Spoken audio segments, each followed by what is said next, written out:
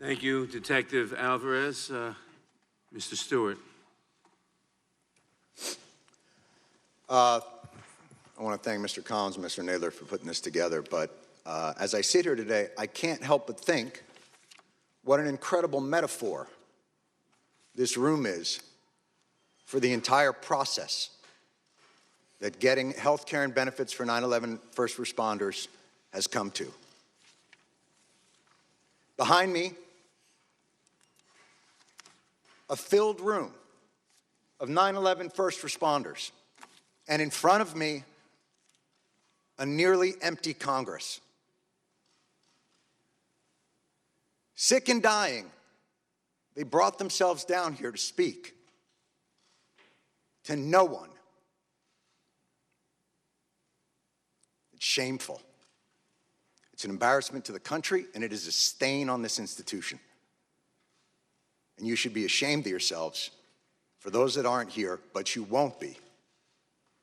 Because accountability doesn't appear to be something that occurs in this chamber. We don't want to be here.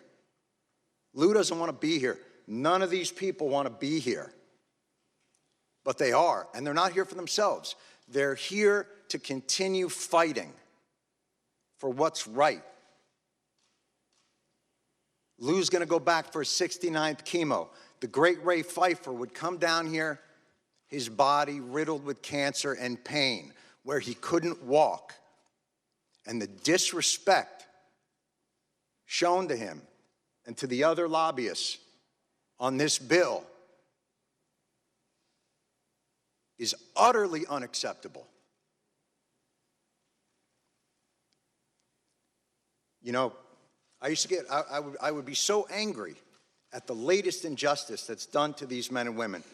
And, you know, another business card thrown our way as a way of shooing us away, like children trick-or-treating, rather than the heroes that they are and will always be.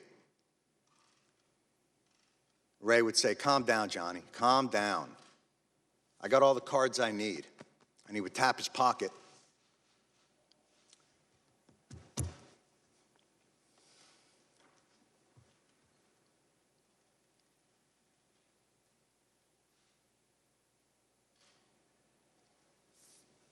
Where he kept the prayer cards of 343 firefighters.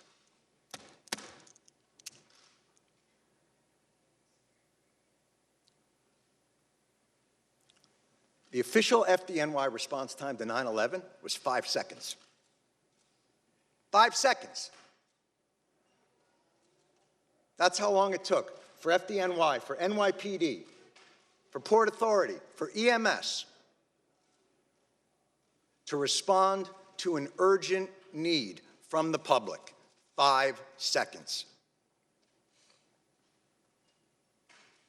Hundreds died in an instant.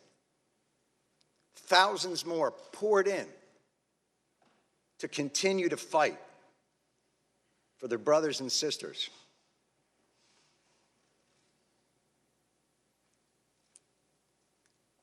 The breathing problem started almost immediately, and they were told they weren't sick, they were crazy. And then, as the illnesses got worse and things became more apparent, well, okay, you're sick, but it's not from the pile. And then, when the science became irrefutable, okay, it's the pile. But this is a New York issue.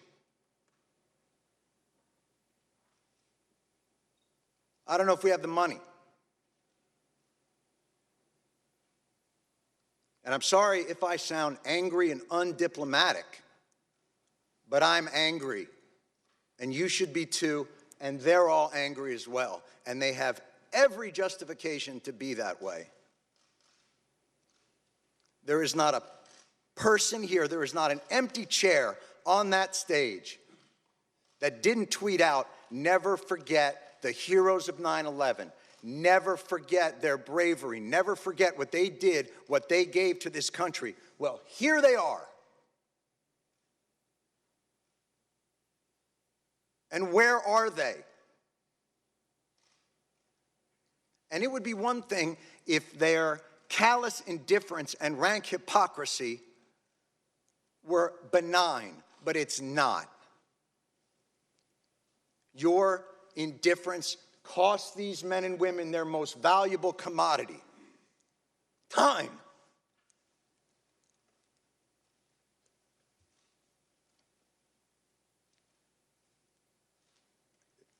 It's the one thing they're running out of. This should be flipped. This hearing should be flipped. These men and women should be up on that stage, and Congress should be down here answering their questions as to why this is so damn hard and takes so damn long. And why, no matter what they get, something's always pulled back, and they got to come back.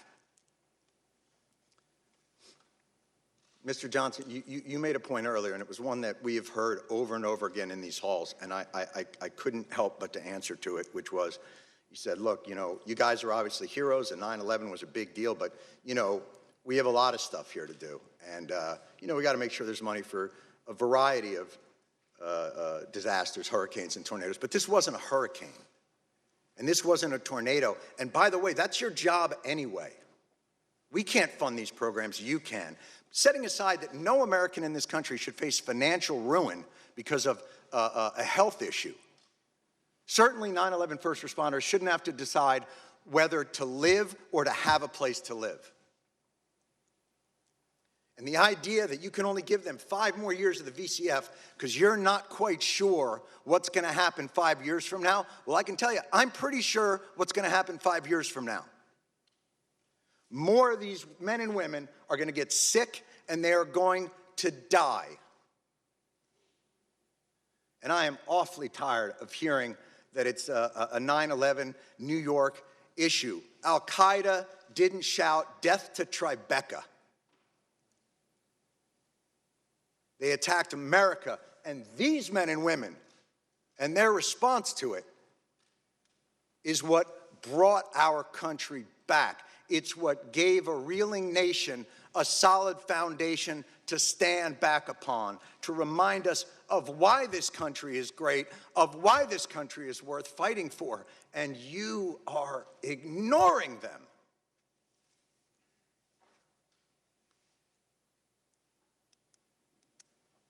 And you can end it tomorrow. Why this bill isn't unanimous consent and a standalone issue is beyond my comprehension. And I have yet to hear a reasonable explanation for why.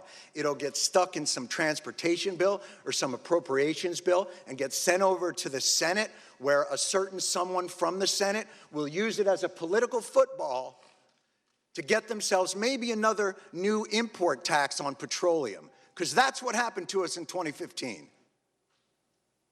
And we won't allow it to happen again. Thank God for people like John Field. Thank God for people like Ray Pfeiffer. Thank God for all of these people who will not let it happen.